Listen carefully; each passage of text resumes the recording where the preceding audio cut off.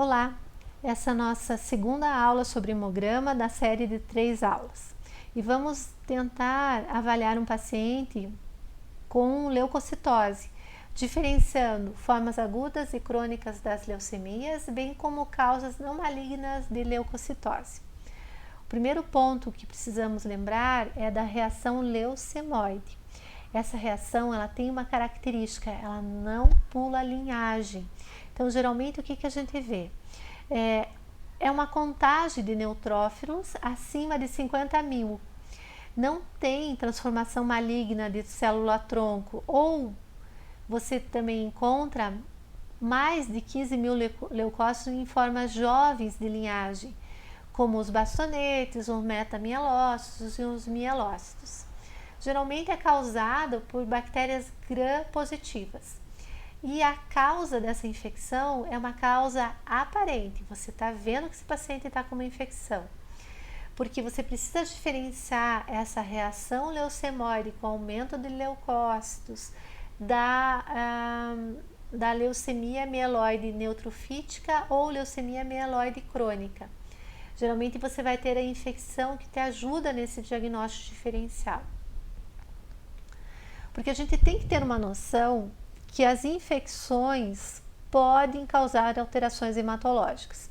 Então, se a gente for olhar, as infecções bacterianas, elas vão de leucocitose discreta a neutrofilia com desvio à esquerda, caracterizado pelo aumento dos bastonetes e em menor proporção dos metamielócitos. Então, isso você pode ter numa infecção bacteriana. Infecção severa vai ter a reação leucemoide, por mais de 50 mil leucócitos com desvio à esquerda até mielócitos, pró-mielócitos. Geralmente ela segue a série de neutrófilos, né? Ela segue toda a linhagem. Já as bactérias por gram negativo, como por exemplo a febre tifoide, ela pode ter uma leucopenia com desvio à esquerda e ausência absoluta de eosinófilos. A gente vai ver leucopenia com desvio à esquerda também nas infecções por gram-negativos de trato urinário. Então, isso chama atenção. Processos sépticos podem ter coagulação intravascular disseminada. Doenças bacterianas crônicas, eles associam com anemia e acometimento da medula óssea.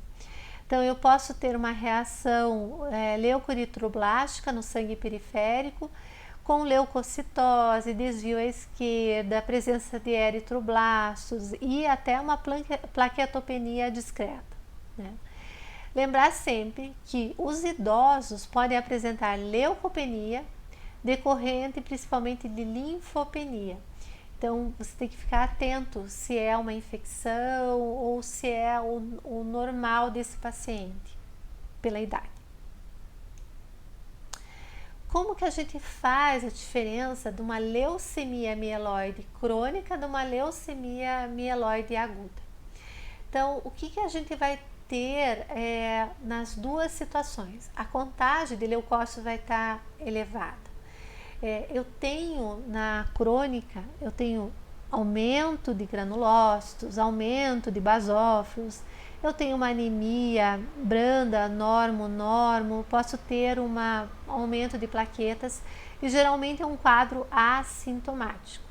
Já na leucemia mieloide aguda, eu além daqueles quadros de leucocitose, acompanhado de anemia, trombocitopenia ou pancitopenia, os leucócitos estão acima de 50 a 100 mil, pode fazer trombos, né, fazer rolô de leucócito, fazer trombos, e esse paciente ele está clinicamente sintomático, então eu vou ter fadiga, fraqueza, falta de ar, infecção e sintomas hemorrágicos. Então, o diferencial é pela instalação da doença e do quadro clínico, ajuda bastante. Os pacientes podem apresentar também a linfocitose. O que é linfocitose? Eu posso calcular essa linfocitose através da contagem total de leucócitos, que isso o hemograma me fornece, multiplicando pela porcentagem de linfócitos divididos por 100.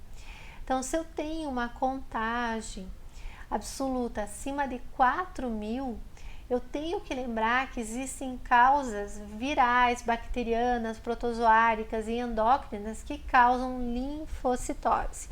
E preciso diferenciar essas causas da leucemia linfocítica crônica. O que a gente vai avaliar? Na leucemia linfocítica crônica, a doença é mais indolente, tem um aumento progressivo de linfócitos leucêmicos, primeiro sangue, depois medula óssea, daí tem um aumento de linfonodos, organomegalia, pegando baço e fígado, e eventual comprometimento da medula óssea, como anemia e trombocitopenia. As causas bacterianas, virais, protozoárias, elas vão ser lembradas, elas são restritas a um período de tempo e também fazem linfocitose.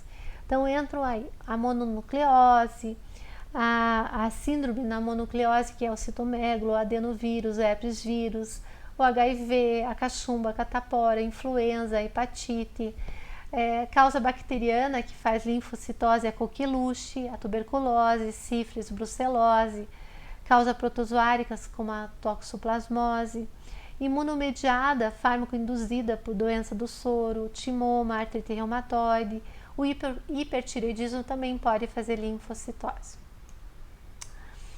Dentro dessa situação, então a gente tem essas situações envolvendo leucócitos. O que eu preciso ficar de olho naquele paciente que por algum motivo ele tirou o baço, ou porque ele tinha uma leucemia, uma anemia hemolítica, uma esferocitose, e ele foi submetido a uma esplenectomia, ou um paciente que sofreu um trauma e perdeu esse baço durante a exploração cirúrgica ou pós-acidente.